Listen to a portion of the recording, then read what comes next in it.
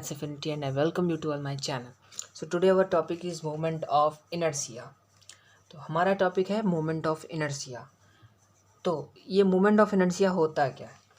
तो हम अगर यहाँ पर रोटेशनल मोशन में मोमेंट ऑफ इनर्शिया का बात करते हैं कि रोटेशनल मोशन में मोमेंट ऑफ इनर्शिया क्या होता है, इनर्शिया वर्ड से ही हमें मोमेंट ऑफ इनर्शिया का पता चलेगा। और इनर्शिया वर्ड आप लोगों ने न्यूटन्स लॉ ऑफ मोशन में पढ़ रखा है कि इनर्शिया चीज़ क्या होती है, ठीक है, उसका डिस्कशन करेंगे। पहले अगर हम बात कर लें रिजिड बॉडी की, कोई रिजिड बॉडी है जिसमें n नंबर ऑफ पार्टिकल हैं, मान लो ये m पार्टिकल है, इसी तरह कई सारे पार्टिकल हैं जिसमें n नंबर ऑफ पार्टिकल्स, यानी कि बहुत सारे पार्टिकल्स m1 m2 m3 जिनका मास m1 m2 m3 है, तो इस तरह के n नंबर ऑफ पार्टिकल्स होंगे, ठीक है। और रोटेशनल मोशन है तो यहाँ पर एक एक्सिस ऑफ रोटेशन होगी जिसके अबाउट हम इस रिजिड बॉडी को, जिस एक्सिस के अबाउट हम किसी भी रिजिड बॉडी को ऐसे से रोटेट कराएंगे, इस एक्सिस के अबाउट रिजिड बॉडी को ऐसे से रोटेट कराएंगे, तो एक यहाँ पर एक्सिस ऑफ रोटेशन होगी। तो अगर हम मोमेंट ऑफ इनर्शिया की सिंपली डिफिनीशन की बात करें, बाद में अभी हम समझेंगे कि इसका पूरा मतलब क्या होता है, इसको कैसे, ये मोमेंट ऑफ इनर्शिया होता क्या एक्चुअल में। ऐसे तो बहुत सरल है कि मोमेंट ऑफ इनर्शिया क्या होता है, sum of the product of mass and square distance from the axis of rotation. तो पहले उसी डिफिनीशन को लिखते हैं। क्या लिखेंगे? मोमेंट ऑफ इनर्शिया को हम शॉर्ट में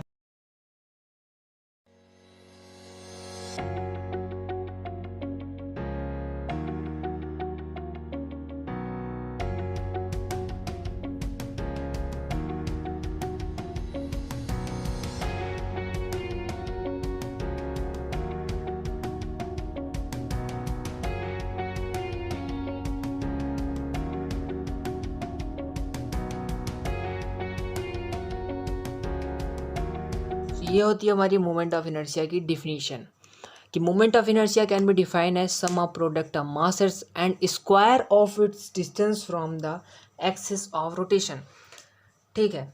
तो ये सम, तो हम इसको ऐसे ऐसे लिख सकते हैं सिग्मा एम आर स्क्वायर, और यहाँ पर छोटा एम लेते हैं ताकि सभी पार्टिकल है, ठीक है। और पूरी बॉडी का मान लो मास है हमारा कैपिटल एम, तो सिग्मा हम लोग जानते हैं सिग्मा होता है समेशन का साइन शो करता है, तो इसमें n नंबर ऑफ पार्टिकल्स हैं।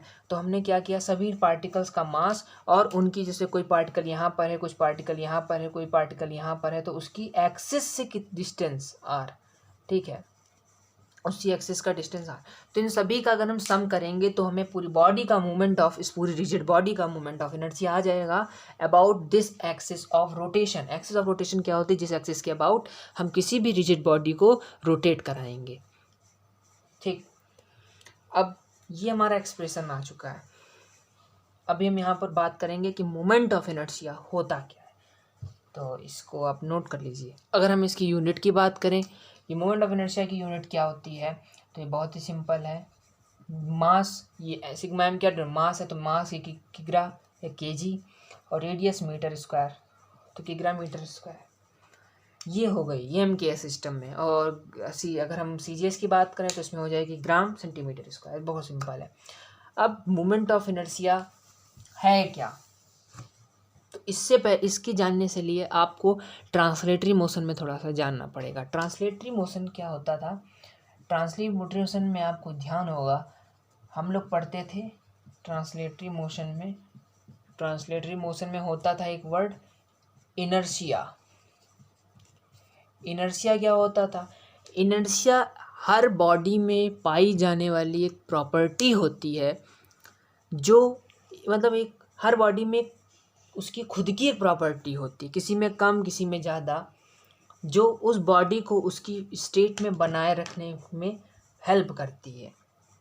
अगर हम इसको समझना चाहें तो ऐसे समझ सकते हैं कि जैसे ये मार्कर है, इसमें भी एक इनर्शिया है जो इसको अपने ओरिजिन अपने जैसे, अगर हम इसको, ये रोटेट कर रहा है तो ये बॉडी चाहेगी कि रोटेट ही करता रहे, इसको हम कहते हैं इनर्शिया।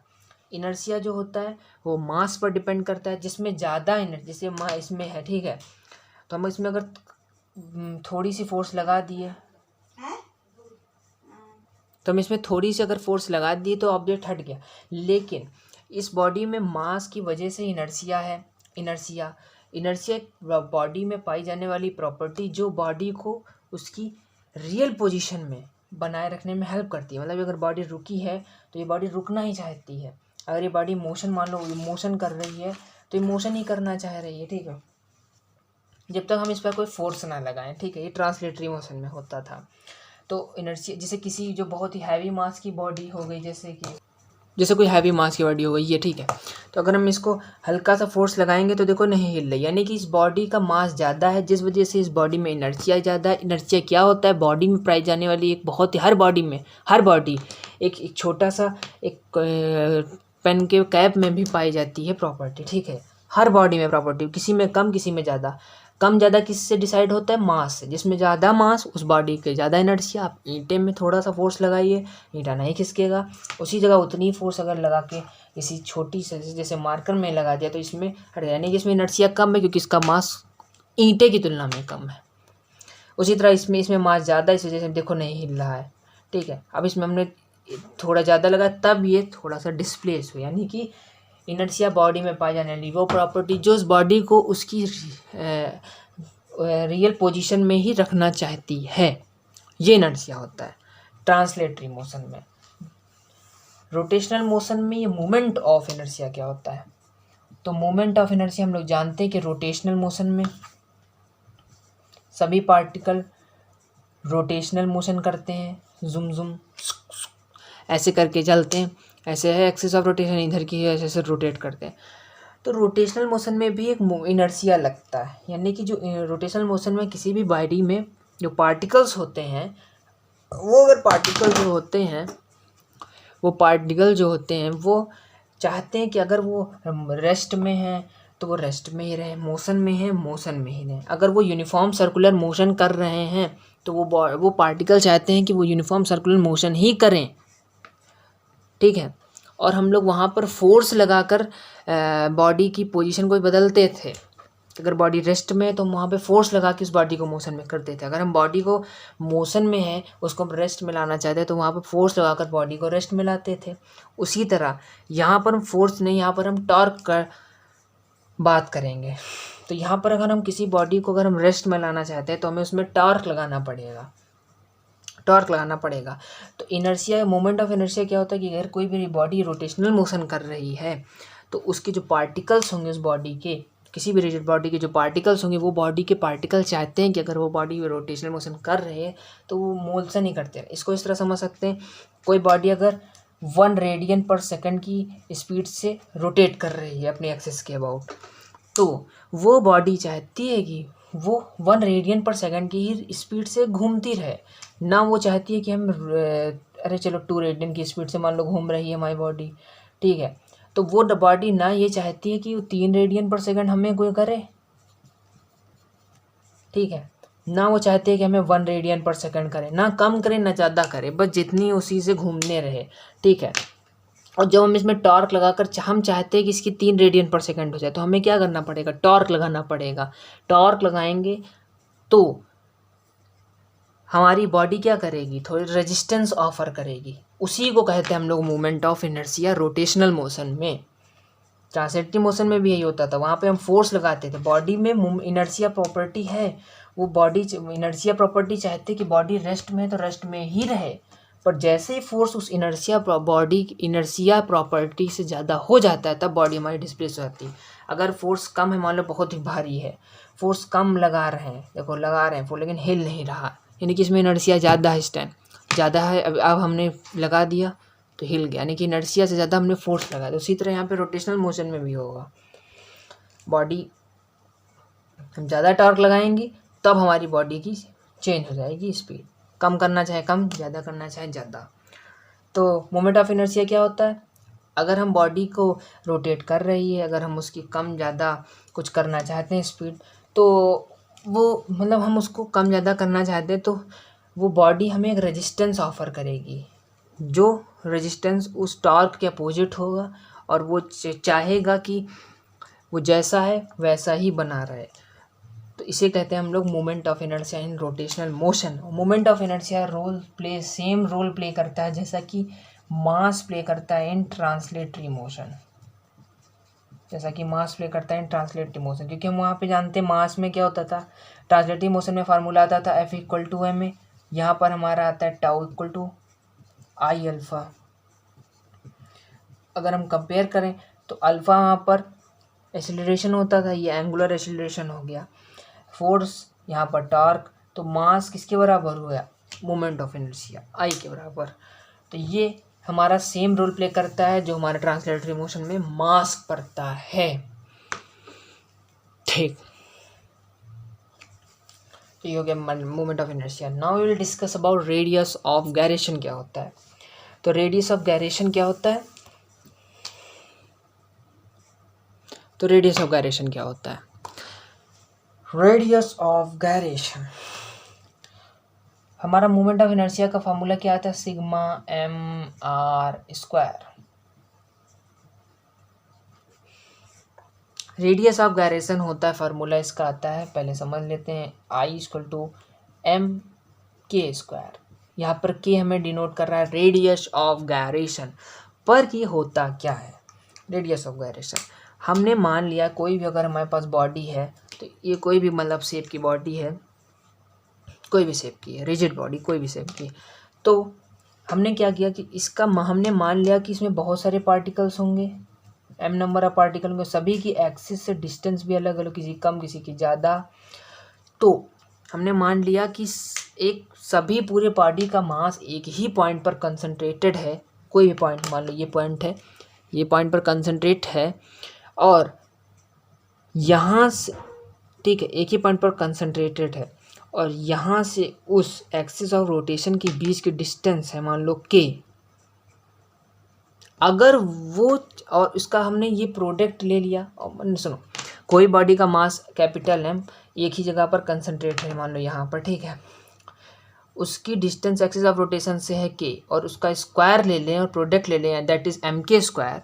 अगर वो इस वाले एक्सप्रेशन के बराबर आता है, अगर इस वाले एक्सप्रेशन के बराबर आता है, इट मीन्स दैट कि इसका मतलब ये हुआ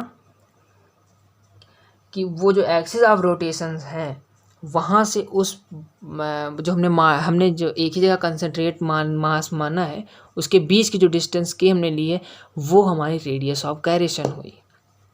समझ पाए, यानी कि हमने फिर से रिपीट कर रहे हैं, हमने पूरी बॉडी का मास एक ही जगह पर कंसंट्रेट कर लिया, मानना कि पूरी बॉडी का एक ही पॉइंट पर कंसंट्रेट कर लिया, कोई भी जगह हो सकती है, ठीक है, और वहाँ से उस एक्सिस ऑफ रोटेशन की जो एक्सिस ऑफ रोटेशन है वहाँ से उसकी डिस्टेंस है कैपिटल के, और उसका हमने स्क्वायर कर लिया, यानी कि वाला एक्सप्रेशन एम के स्क्वायर।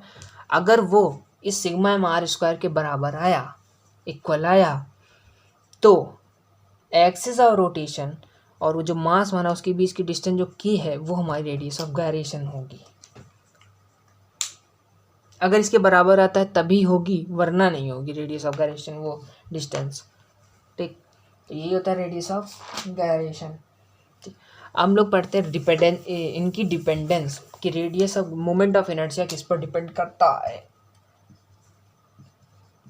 मोमेंट ऑफ इनर्शिया किस पर डिपेंड करता है, सबसे पहले मास ऑफ बॉडी पर डिपेंड करता है, जिसमें ज़्यादा मास होगा, जिस बॉडी में ज़्यादा मास होगा उस बॉडी में ज़्यादा मोमेंट ऑफ इनर्शिया होगा।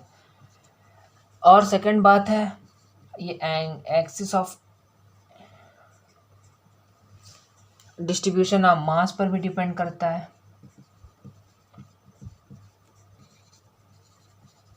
डिस्ट्रीब्यूशन ऑफ मास पर भी डिपेंड करता है, अभी आगे देखेंगे जब हम लोग उसमें रिंग विंग और रिंग हो गया, रॉड हो गया, रेक्टेंगुलर लेमिना होगा, उन सब का जब निकालेंगे तो हमें समझ में आएगा।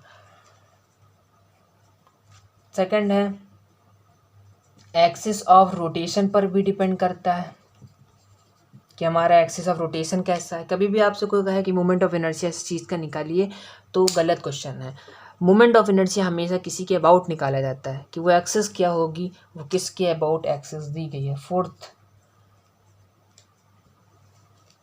फोर्थ हमारा क्या हो गया, और इंक्लिनेशन ऑफ एक्सिस पर भी डिपेंड है। इंक्लिनेशन ऑफ एक्सिस इस पर भी डिपेंड है, तो इन सब चार चीज़ों पर डिपेंड है। वहीं पर अगर हम radius of gyration it means की अगर हम बात करें तो ये किस पर डिपेंड है, ये सिर्फ दो चीज़ों पर डिपेंड है, डिस्ट्रीब्यूशन ऑफ मास पर डिपेंड है ये डिस्ट्रीब्यूशन ऑफ मास पर भी डिपेंड है, और सेकंड है इसमें point position and inclination of axis of rotation. Position और इंक्लिनेशन, यही वाला पॉइंट, ठीक है, ये वाला दोनों एक्सिस ऑफ रोटेशन की पोजीशन पर भी डिपेंड करता है और उसके इंक्लिनेशन पर भी डिपेंड करता है। के क्या है, रेडियस ऑफ गायरेशन है। तो अब लास्ट चीज़ हम लोग समझते हैं कि थ्योरम ऑफ पैरेलल एक्सिस क्या होती है और थ्योरम ऑफ परपेंडिकुलर एक्सिस क्या होती है। So firstly we will talk about theorem of perpendicular axis. तो ये किस में लगती है, 2D बॉडी के लिए लगती है, 2D ऑब्जेक्ट के लिए। सेकंड पॉइंट, ये लैमिनर ऑब्जेक्ट के लिए लगती है। लैमिनर क्या होते हैं, लैमिनर जिनकी थिकनेस जो होती है वो 0 के बराबर होती है, थिकनेस मतलब नहीं होती ज़्यादा। और इसमें एक कंडीशन ये है कि जिस एक्सिस के अबाउट हम मोमेंट ऑफ इनर्शिया निकाल लेंगे वो एक्सिस, जैसे कोई भी बॉडी है, इस तरह समझाना सही नहीं होगा, अगर हमको इस एक्सिस के अबाउट निकालना है मोमेंट ऑफ इनर्शिया, तो इसमें दो एक्सिस जो और हों वो इस एक्सिस के परपेंडिकुलर हों, इस एक्सिस के परपेंडिकुलर हों, जो दो एक्सिस और हों वो इस जिस एक्सिस के अबाउट हमें निकालना, मान लो इसके अबाउट निकालना है तो इसके परपेंडिकुलर हों, और ये जो एक्सिस है ये और दूसरा वाले एक्सिस के भी परपेंडिकुलर, यानी कि आपस में तीनों ही परपेंडिकुलर हों, बॉडी 2D होनी चाहिए, लैमिनर ऑब्जेक्ट होना चाहिए। तो उस केस में हम लोग थ्योरम ऑफ परपेंडिकुलर एक्सिस लगा सकते हैं, I=IX + IY, जिसके अबाउट निकलना है वो, और जो अदर टू एक्सिस है उनका मोमेंट ऑफ इनर्शिया। तो यही है theorem of perpendicular axis. Now we will talk about theorem of parallel axis. Theorem of parallel axis, theorem of parallel axis 3D body के लिए भी लग जाती है, 3D बॉडी के लिए लग जाती है। और इसमें अगर इसको हम इसी तरह समझा देते हैं कि अगर हमें किसी एक्सिस के, अगर हमें सेंटर ऑफ मास के अबाउट किसी का मोमेंट ऑफ इनर्शिया पता जाए तो हम इसको डिनोट कर सकते हैं ICOM, और हमसे पूछ रहा है कोई दूसरे एक्सिस, इसके अबाउट हमें पूछ रहा है मोमेंट ऑफ इनर्शिया, किसके अबाउट निकालिए, और इसकी डिस्टेंस हमारी दी गई है सेंटर ऑफ मास C से R, इस बॉडी का मास है कैपिटल M। तो थ्योरम ऑफ पैरेलल एक्सिस ये कहती है कि जिस एक्सिस के अबाउट निकालना है, इस एक्सिस के अबाउट निकालना है तो इसका इनर्शिया किसके बराबर होगा, सेंटर ऑफ मास के इनर्शिया के बराबर, और प्लस जिस एक्सिस के अबाउट हमें मोमेंट ऑफ इनर्शिया निकालना है उसकी सेंटर ऑफ मास, उसकी उस वाले एक्सिस की, मतलब कि जिस एक्सिस के अबाउट हमें मोमेंट ऑफ इनर्शिया निकालना है उसकी सेंटर ऑफ मास से डिस्टेंस का स्क्वायर और पूरी बॉडी का मास, सही है। तो ये हो गया हमारे थ्योरम ऑफ पैरेलल एक्सिस। ये थ्योरम्स